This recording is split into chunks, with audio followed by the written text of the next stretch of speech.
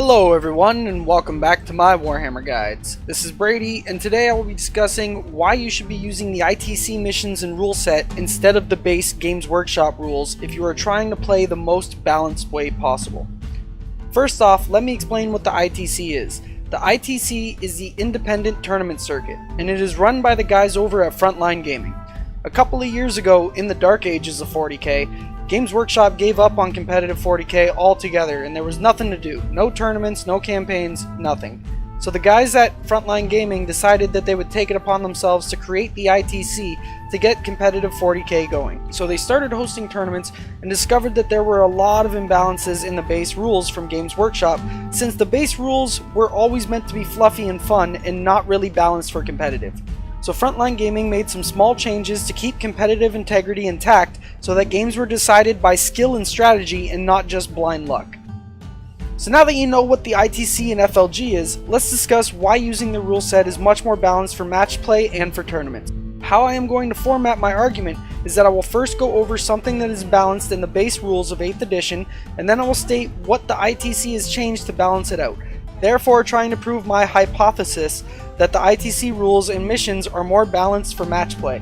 I'll give you my arguments and I'll let you guys be the judges. Please leave your comments down below and let me believe what you think on this matter, whether you think the ITC rule sets sound more balanced than Games Workshop or if you just like the Games Workshop one. Everyone's entitled to their own opinion and I would love to hear yours down in the comments.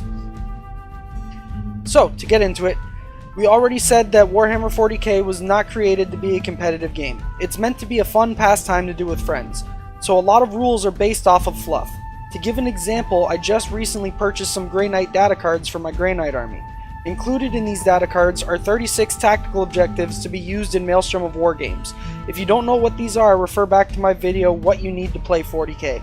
Every faction will eventually have their own unique objectives once all of the codexes are released, but for now, only armies with codexes have army-specific tactical objectives. For Grey Knights, they have one objective that states, kill a demon for 1 victory point or 3 demons for 3 victory points. This is super situational, and if you remember what I said about situational things in competitive, is that they are never good. Out of 40 people in my club, only one person plays demons, and that happens to be myself. So the only time I will ever get points when I draw this card in a game is when I'm playing against myself, which is something I do because I'm a loser like that. But the point is that, sure, the card is fluffy as hell, being that Grey Knights are all about killing demons. But in competitive, this really doesn't have a place because it's basically a blank objective for that turn, unless you're playing against one of the 40 armies of 40k. Sure, you can house rule in a friendly game that you can discard objectives that are impossible, but in a tournament, this isn't allowed and you aren't discarding anything. Another imbalanced card Grey Knights have says, if you cast 1 psychic ability, gain 1 point. If you cast 6 psychic abilities, gain 6 points. What the card should say is, are you playing Grey Knights? Gain 6 points. Because that's basically what it's saying, especially against most armies that don't have access to anything to deny you, like Dark Eldar. It's a free 6 points to do something you probably were going to try to do that turn anyways, so where's the strategy and skill in that? Again, don't get me wrong, it's fluffy as hell, but just isn't balanced for competitive games. In order to fix this, the ITC got rid of Games Workshop objectives and came up with different ones depending on the mission. To generalize it, in the ITC missions you roll for objectives instead of drawing cards, meaning there are only 6 different objectives you can possibly get.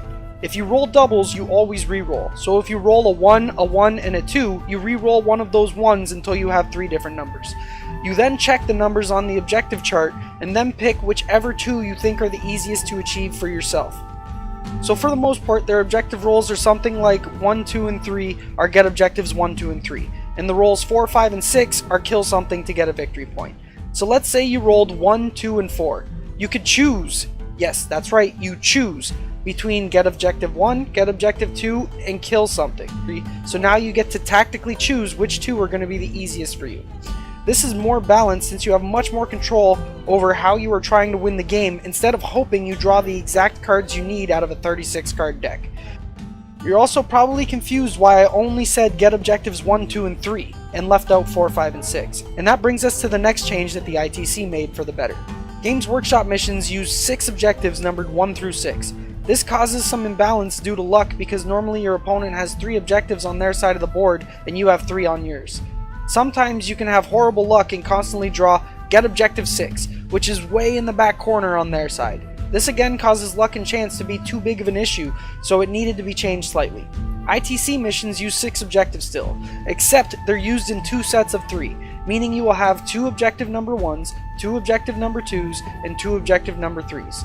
Now go back to the normal scenario where each player has 3 objectives easily accessible to them. Now those 3 objectives are the only numbers you can possibly draw, meaning you will never get an objective that basically says, try to get the objective on the far corner of the map. And it gives you your options, and options are great. If you're playing a melee army, you usually don't have anything left in your own side of the board after turn 1, so in that case you try to take the objectives 1, 2, and 3 on their side from your opponent. If you're playing a gunline army that has mobility problems, then you can sit in your deployment and try to hold your objectives for the whole game. It definitely balances the game out and leaves a lot less to chance, which is always good for competitive integrity. Another thing in the base rules of 40k that isn't good for competitive integrity is how you place the objectives. In the base rules, you take turns with your opponent placing objectives on the board. Other than the rules that the objectives have to be more than 12 inches from each other and more than 6 inches away from the table edge, there are no restrictions on where to place them. Also, whoever places the last objective gets a big advantage because they can see where the biggest abundance of objectives are and then place the last one near them, making it even more abundant. And then when they roll to determine their deployment, they're always going to pick the side that has the most objectives, leaving it very imbalanced and one player gets shafted. In the ITC missions, each mission has a specific deployment type that is used for that mission, meaning you both know where each other are going to start. Technically, not which side you are going to be on, but you know where the armies will start. There are also more restrictions on how you can place the objectives. Only 2 objectives per table quarter, and still following the 12 inches away from each other and 6 inches from the table edge rule. This one small change helps balance the game out on how many objectives are going to be near your deployment. This way it ensures each player will have easy access to 3 objectives instead of one player having 1 or 2 and the other player having the rest because of a good roll for deployment type. Another rule that isn't really balanced for Games Workshop is the fact that they allow you to re-roll pretty much any dice with that re-roll stratagem. This can cause some pretty unfair and sometimes wonky interactions. The first being if 2 players roll off and one player gets a 1 and the other gets a 2.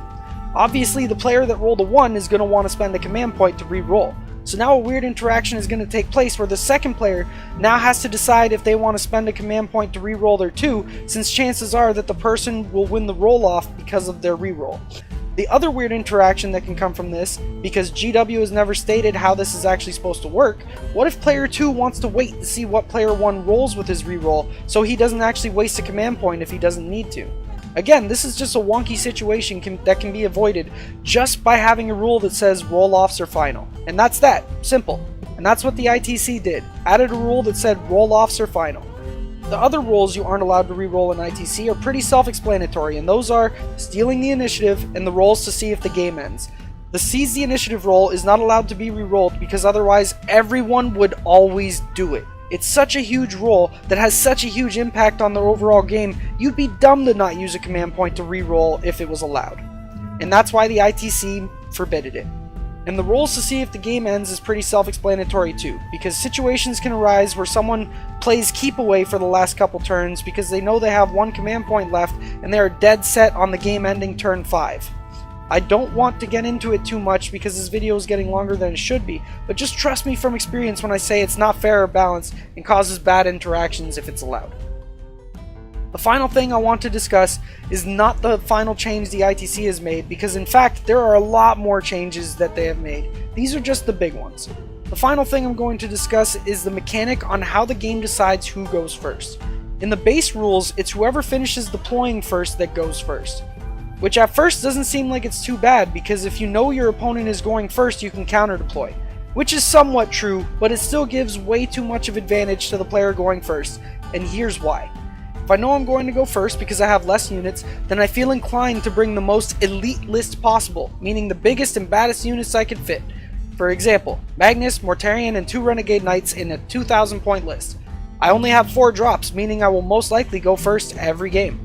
If I go first every game, I get to make sure Magnus is out of range of people that can deny his spells, and I am free to cast all of my defensive spells with no repercussions, all because I brought a more elite list. So I get to give Magnus his 3+ invul, and give Morty his 4-up feel no pain, because you have no chance to do anything because I just auto go first, netting me a huge advantage.